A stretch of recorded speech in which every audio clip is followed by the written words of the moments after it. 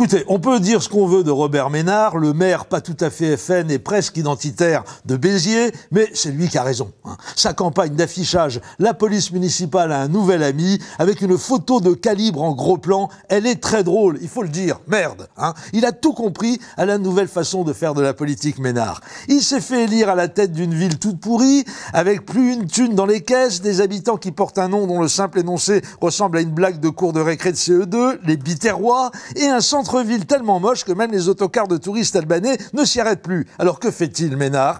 Il déconne, il fait du buzz à 2 balles, il se dit « mes électeurs sont des crevards, en plus s'ils ont voté aussi massivement pour moi, c'est bien la preuve qu'ils n'ont pas inventé la pince à ticket de tiercé, je vois pas comment je pourrais sortir de l'ornière une pareille bande de losers, avec un accent de pain-cul qui plus est, le mieux que j'ai donc à faire, c'est de les distraire en faisant des conneries susceptibles d'être reprises dans les médias parisiens. » Bah oui, ce sont les médias parisiens qui l'intéressent, Robert, tu penses bien. Pendant 15 ans, il a mondanisé plein pot à la tête de Reporters sans frontières, et les feuilles de chou locales, genre l'Indépendant, la Dépêche ou Midi Libre, ils s'en contrefouent royalement. Et c'est là qu'il a l'idée de son arrêté municipal interdisant aux habitants du centre-ville de Béziers de faire sécher leur linge aux fenêtres. Bingo! Toute la presse nationale se rue sur la trouvaille à Bobby, qui ne fera jamais appliquer cette ânerie, naturellement, mais qui aura réussi à squatter les médias avec pendant une semaine. Du coup, quelques mois plus tard, il remet ça avec une interdiction de cracher dans la rue, un vice de salafiste, c'est bien connu, le traditionnel couvre-feu estival pour petits moulous d'adeptes présumés de la divagation nocturne, l'arrêté rituel censé réprimer la pollution visuelle découlant de l'adage bien connu « parabole au balcon, arabe au salon » et autres infinitésimales facéties racistes qui ne coûtent pas un rond et font bicher les cons.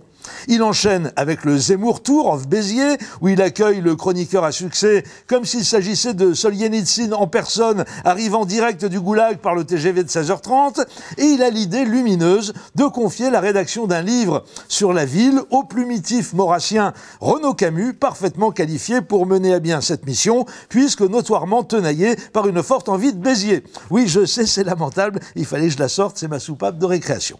Le choix de Renaud Camus était naturellement une provocation que Ménard destinait à ses fans parisiens, une fois de plus, vu que chez ses électeurs biterrois, le théoricien du grand remplacement est à peu près aussi connu que Schopenhauer et Spinoza peuvent l'être des admirateurs de Cyril Hanouna. Depuis quelques mois, ce vieux Bobby était un chouïa en panne d'inspiration. Et c'est là qu'il a eu la bonne idée de ce début d'année. L'affiche avec le pétard, meilleur ami des policiers municipaux.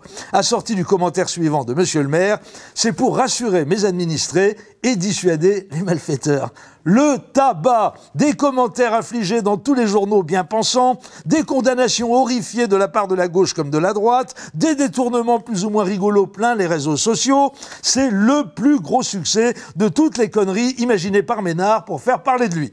Il faut dire que mon meilleur ami, c'est mon gun, c'est juste génial comme punchline. Surtout en ce moment, on dirait un slogan djihadiste, un sketch des Daeshiens, et qui tombe de surcroît en pleine promo du dernier Clint Eastwood, American Sniper. Il ne pouvait pas être plus dans l'air du temps, Bob the Killer.